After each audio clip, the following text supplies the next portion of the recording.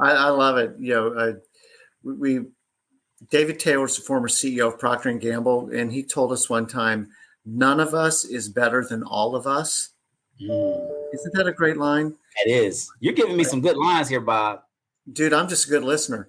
None of us is better than all of us, and that culture of truly listening, truly trying to understand. You said two important words to me. One was empathy, right? And then the other one was relationship.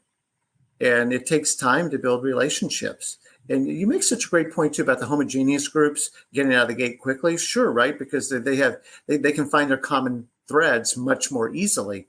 Yeah. Right. But then you think about, a beautiful quilt that's got all these patterns and colors. It's probably harder to make one of those than just a solid green thing.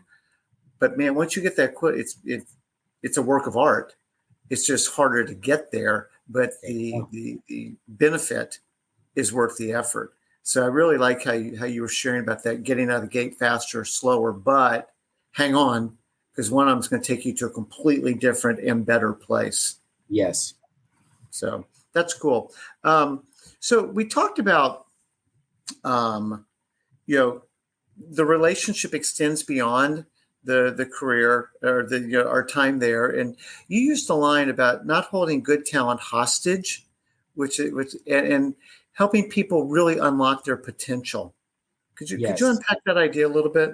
Yes. So that kind of goes to, sometimes you got to go to grow. A lot of times as leaders, the top talent is probably looking to grow and possibly go. You want to keep them because everything's working well for you. Mm-hmm. But I think if you're really dedicating in developing people and helping them reach their success path, I didn't say career path or career development, but their success path. A success path is going to be full of pivots, turns, and twists. Because where I am today, I probably would not have told you this when I finished, when I graduated from Furman University. So that was a success path that got me here. A career path is very linear, is very 1 + 1 + 1. That's not life. Life doesn't come at us like that. And so when you think about not holding good talent hostage, it's knowing that I have partnered with you and you have been able to achieve this outcome. And what's better than seeing someone that you've helped either shape, mold, or guide become an expert and get to the next level? Mm-hmm. But I would even say, be better than I am. I think that's the ultimate goal for me. I don't want people to be almost as good as me. I want people to be better than me. If I could contribute to your success in that type of way, because people have done that for me. I think about my parents and what they achieved in life. They made me who I am, but I'm sure I have surpassed what they wanted for me or what they wanted for themselves. We want each generation to be better than the next. And so I think you should take that same concept into the people that you are leading in the workplace. I want you to be better than the next. I want you to be better than me. And so don't hold good talent hostage. When you see, because you can see the signs where they're looking for something else. They're looking to be stretched further. And you're probably thinking, well, the only other way you can get stretched is to take my job. Okay. And you're kind of like, well, I'm not going anywhere. But your network can help them find your job at another organization and then continue to grow and climb the corporate ladder.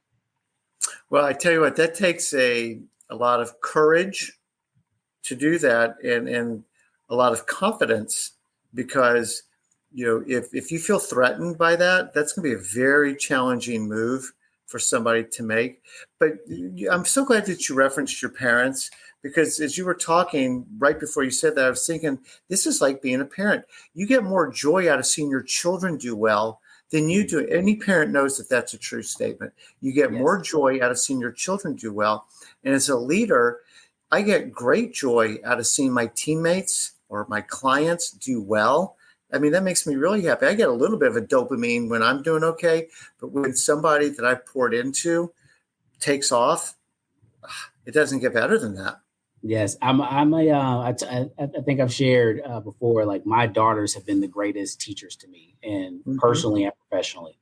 And so while I don't think that the workplace is like this family unit, but it is a place where we spend a lot of time, and it is a place where we want to invest in people, and it is a place where we want to see people be successful.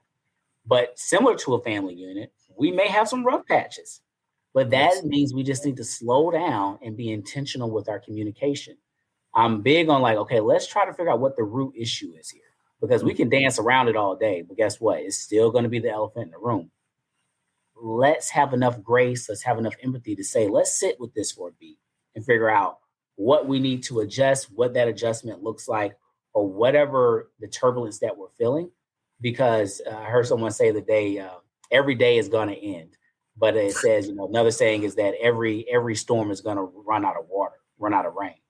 And so in that same concept, look, a couple of days from now, we're not even going to be thinking about this. But while we're here, it feels like a lot. It's a big emotion for us. But let's unpack it, because we're going to be better for it if we unpack it. Well, honestly, that really gets back to empathy and trying to truly understand, like, why are you feeling this way? What are the underlying dynamics? And sometimes, believe it or not, it's got nothing to do with you. It may not even have anything to do with work. It could be my mom is sick and I'm feeling a ton of pressure because my siblings aren't pitching in, blah, blah, blah, whatever some story is. But that's true. And that's what they're actually feeling. And when you can take the time to and be available, that they trust you enough to kind of say, hey, John, here's what's really, really going on. Like, thank you for telling me. Let's figure out how to accommodate that. I can see you are under a lot of stress and it's popping out in different ways, because it's going to pop out some way, somehow. So and you use the word grace. I think that's a really great word too. Well, we talk about the relationships. You have to have relationships to even be able to pinpoint that. I'll never forget one of my professors from undergrad, Dr. Cynthia King. I was having just a rough semester.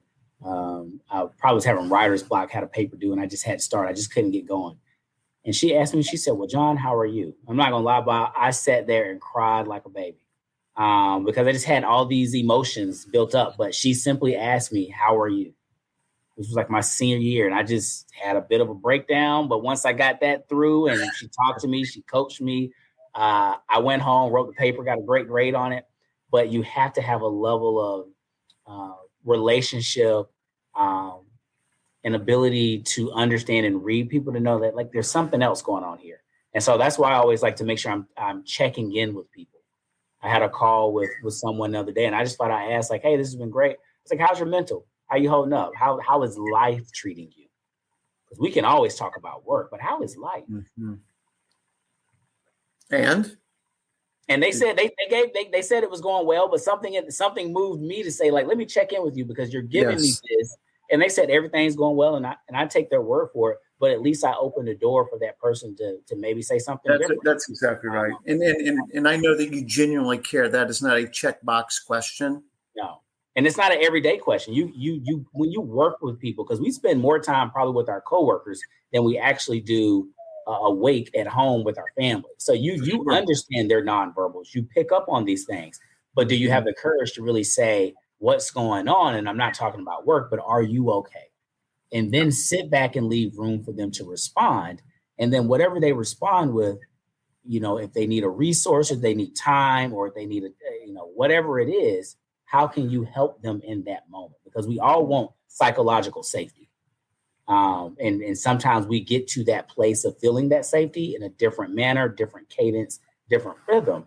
But we want to make sure that people know that when they come to the workplace, we're a big part of your life.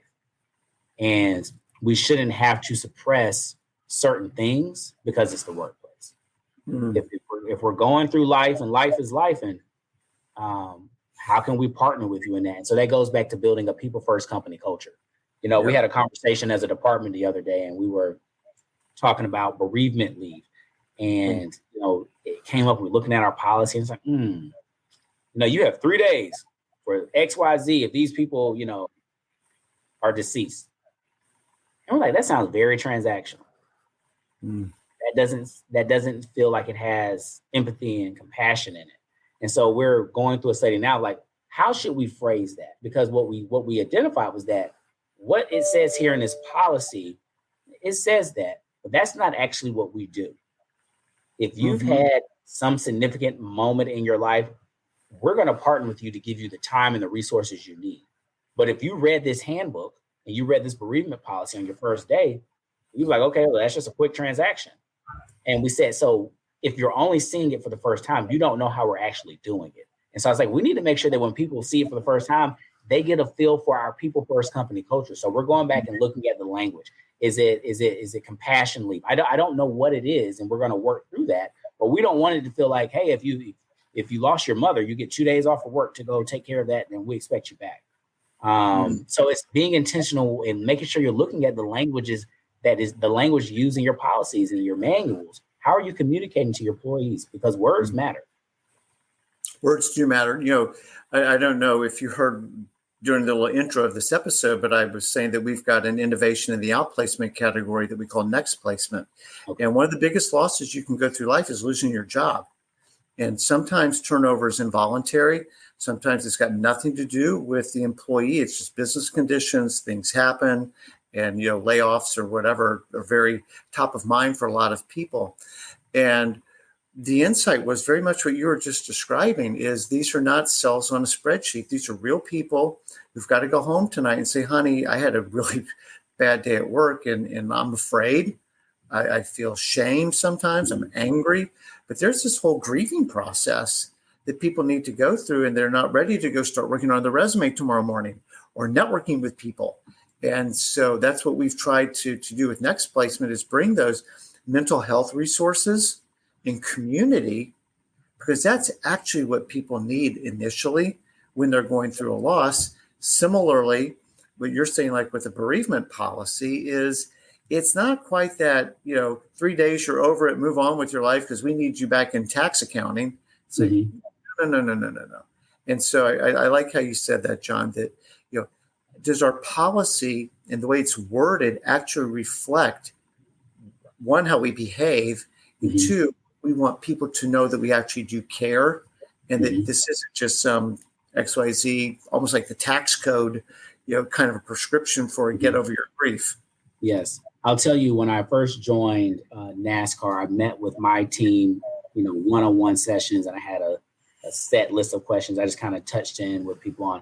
And I said, what has been your greatest memory of your time working at NASCAR? And there was two themes that popped out.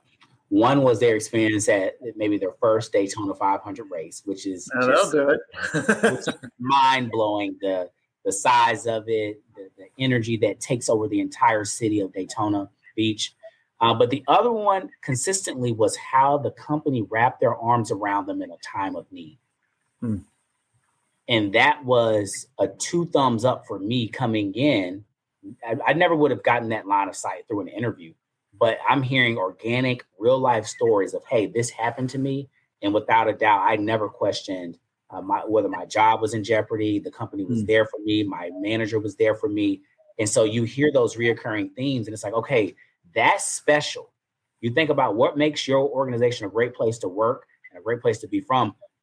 Those are some of the nuances that not every organization can achieve. Well, John, you're nailing so many things on the head. NASCAR is super fortunate to have you, and it sounds like you're super fortunate to have them as well. It sounds like a really good marriage. Normally, I like to wrap these up just talking a little bit about talent. When you're interviewing people, what are the talent attributes that either you respond to really well or you're specifically trying to uncover in a candidate? For me, my philosophy in hiring is hire the attitude, train the skill. And I know that probably applies more to junior entry, mid-level careers, but attitude is one of the most important things. We can teach you, we can coach you, but if you don't come to the table with just sort of that positive mindset, optimistic outlook, can-do spirit, that's hard to try to instill into someone. And I think even when you get to the higher levels where they have probably mastered a skill set, like they can do the job, but it's the attitude, because then you think about what happens after, a deadline that took us a long time or an audit. Like, how do we click in those moments? Is this someone I want to spend time with? Because at this point, we know we can generally do the work, but are they people that you want to be around? And so again, I think the root there is attitude. So hire the attitude, train the skill. Do you find, this is a personal thorn for me, is we say that a lot of times, and then often what we'll see though in a job rec is tons of specific, you must have exactly this kind of stuff. And it's very hard skill, very experience based. that's less about aptitude and attitude. And again, I want my tax accountant to freaking know the tax laws and to keep me in compliance. But you're kind of this skills-based sort of approach that isn't necessarily related to a college degree, or you've got 14 years of exact experience doing this exact thing. How do you navigate kind of the compromise, if that's even the right word, for this attitude and aptitude versus, no, I kind of need you. You've done a lot of this, and that's actually what we're hiring for. I definitely think skills-based hiring is important today. I don't think that you must or need to have a college degree for all roles. I think I would tell a lot of candidates, make sure you know how to articulate that story, though. Yeah. Because if you know that there's a gap between what they put on that technical list of minimum requirements, make sure that you intentionally speak to how your skill set still meets the needs and demands of that open position. And I would tell those that are in the hiring seat to make sure that they keep an open eye and stay curious, because what you see before I see your resume through any of that is the attitude. What is their energy? What is their, what vibe are they bringing to the space? And I think that is what you initially almost get attracted to. And then the other stuff kind of is in the wash. But figuring out how can you tell your story? There's data that says that men will apply for a job and not meet half the qualifications. And women will overanalyze it and maybe not apply. I'm a firm believer, never close the door on yourself. I want you to apply for a job. Make sure it makes sense. I mean, don't apply to be a general manager and you're right out of high school, but make sure it makes sense. But don't second guess yourself, because as an organization, I'm giving you what we need, but there's always going to be some concessions in that. Because we may say, hey, this person has all of this, just like in life. We have strength and we have opportunities and we have weaknesses. But if they give us 75% and we just need to coach up the other 25%, let's take a shot here. Mm-hmm. No, I appreciate you saying that. And we try and teach our clients, our members, that, hey, these are almost always unicorn job descriptions. And they're asking for the moon. They know they're very likely not going to get the moon. You made the point at the beginning when we were talking about transferable skills, right? But it's incumbent upon the candidate to really know the job description and the requirements, and to create the narrative that how their background, their skills, soft and hard, align with more than enough of that job. By the way, I really like what you guys do, and all those sorts of things. And you made another point just there at the last minute, was basically people hire people. We hire people we like, mostly, right? And do I somebody I want to be with when the going gets tough, right? And we're under the gun. Is this somebody I want to hang out with or not? And so, bringing that positive energy, but not being afraid. I love your expression, not closing the door on yourself. That's a good one.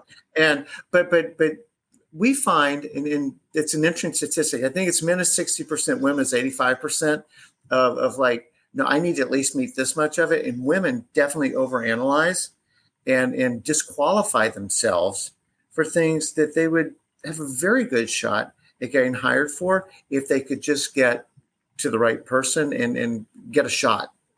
Yes. So I appreciate that. Last question.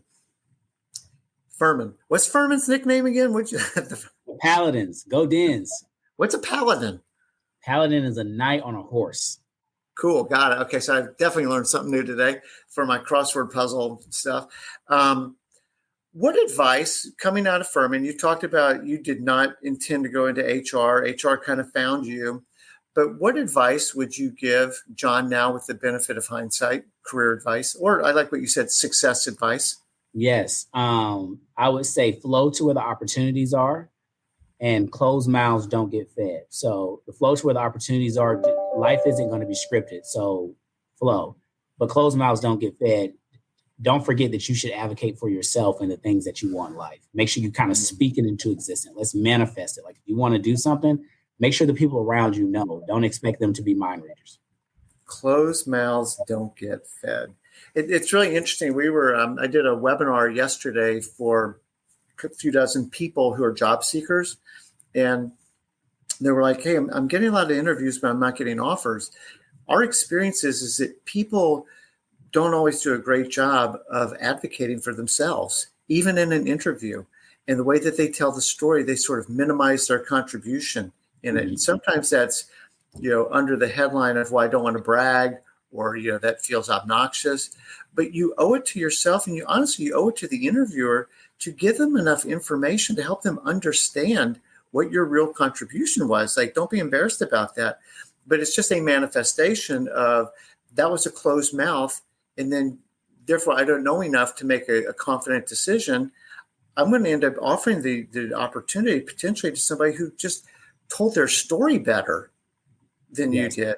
And so my wife was reading a book recently. I can't remember the title of it, but it talks about bragalogs. And it's sort of a concept of helping people that aren't always comfortable with promoting themselves or doing things. So she's like, it's a bragalog. An interview is a large and long bragalog. You should be trying to convey how you can contribute, what you have done, what your successes have been.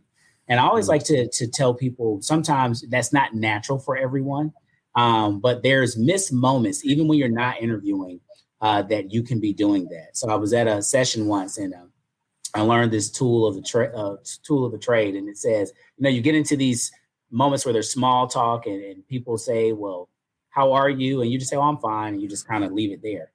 You should start responding with, I'm excited to share. So if your CEO walks in and there's small things like, hey, John, how are you? I'm fine. No, I should say, I'm excited to share that we just completed our engagement survey, and we achieved XYZ percentage and XYZ engagement. And this was my contribution.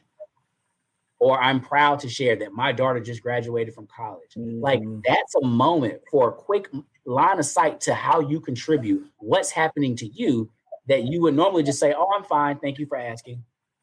Ooh, bragalog. Bragalog. That is I can't take credit for it. I need to find the author of the book, but it resonated with me. So when you have those moments, say, I'm excited to share. I'm proud to share. And tell them something that you've been doing. I'm proud to share that we had John Ferguson, the CHRO of NASCAR, on with us today. John, you talked about bringing energy, right? And what's the vibe that you bring into a room? You bring positivity, enthusiasm, authenticity. So I've really, really enjoyed getting to know you. I love your message, and it's just been a real pleasure to have you today. Hey, Bob, I appreciate you for the space and the time and the opportunity. I'm so glad we got a chance to connect at the SHRM annual conference, and I look forward to partnering with you down the road. Thank you so much. We're going to do it. So thank you, everybody, for taking a few minutes to listen. John Ferguson's great. Hope you enjoyed this episode, and we will have another exciting guest coming up for you next week. But in the meantime, John, thank you so much, and enjoy your lovely family. All right. Thank you, Bob. Take care. Thanks so much. Bye-bye.